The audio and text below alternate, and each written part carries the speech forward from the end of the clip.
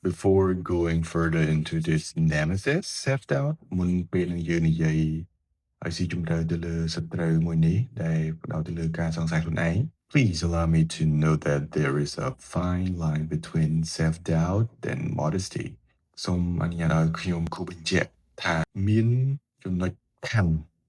line នេះគឺសំដៅទៅលើព្រំដែនឬក៏ line ខណ្ឌមានចំណុចខណ្ឌជាក់លាក់រវាង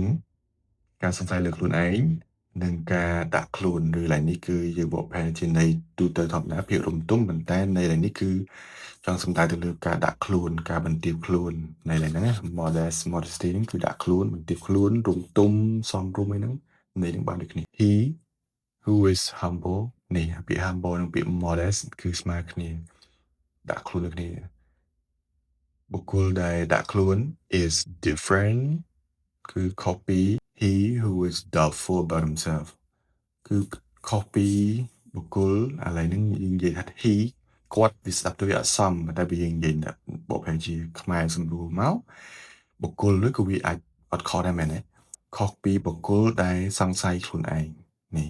បុគ្គលដែលដាក់ខ្លួនគឺខុសពីបុគ្គលដែលសង្ស័យខ្លួនឯង just so you understand ចឹងយើងអាចយល់ហើយមែនទេ Why am I telling you this ហេតុអីបានខ្ញុំប្រាប់ពីភាពការដាក់ខ្លួននិងការសង្ស័យខ្លួនឯងវិញ It is because ដោយសារតែ most of us ភាគច្រើនពួកយើងទំនោរទូទុនទៅការដាក់ខ្លួន regardless of what we have accomplished in life តាមគិតពីអ្វីដែលយើងសម្រេចបាននៅក្នុងជីវិត be it study success or career if you will យើងនិយាយពីការរៀនភាពជោគជ័យឬក៏អាជីពយើងនិយាយឲ្យងាយយល់ Are you still with me ហើយនៅ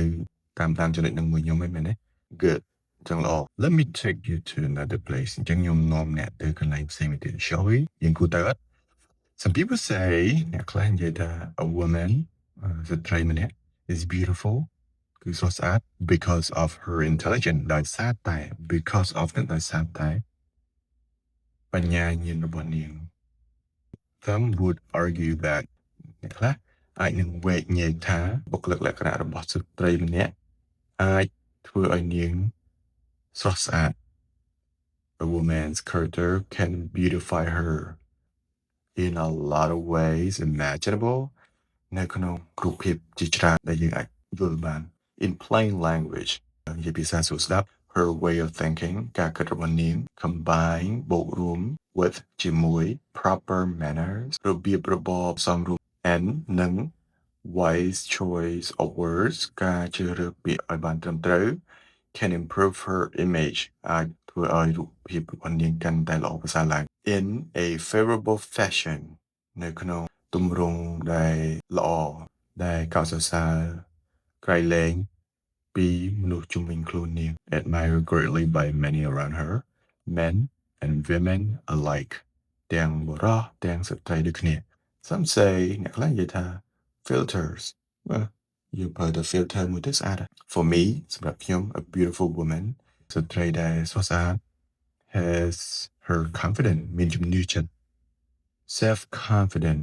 ជំនឿចិត្តលើខ្លួនឯង I should add ខ្ញុំគួរតែបន្ថែមទៀត but don't take my word for it ប៉ុន្តែកុំជឿខ្ញុំ What do I know about women anyway ខ្ញុំមិនដឹងពីមនុស្សស្រីទាំងអស់ថាគាត់ Just because I had written a book who is she ទោះបីជាខ្ញុំធ្លាប់ say about who is she ក៏ដោយ that doesn't mean I know enough about women right វាមិនមានន័យថាខ្ញុំដឹងគ្រប់សពពីមនុស្សស្រីទេមែនអត់ពេលខ្លះអត្ថន័យភាសា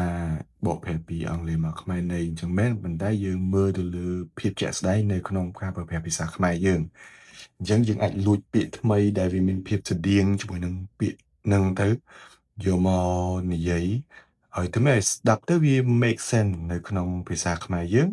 ការបកប្រែរបស់យើងគឺវាអភិវឌ្ឍបានទៅមុខហើយប៉ុន្តែបើសិនជាយើងគ្រាន់តែអានហើយយល់លើខ្លួនឯងពេលខ្លះយើងខ្ជិលយកពាក្យថ្មីយកបកយើងបកប្រែកាត់ន័យយល់អញ្ចឹងទៅការហ៊ានបែបហ្នឹងគឺវាជួយឲ្យយើងអានកាន់តែលឿនប៉ុន្តែនៅពេលដែលយើងយកមកនិយាយឬក៏បកប្រែពីអង់គ្លេសមកខ្មែរយើងរៀងមាន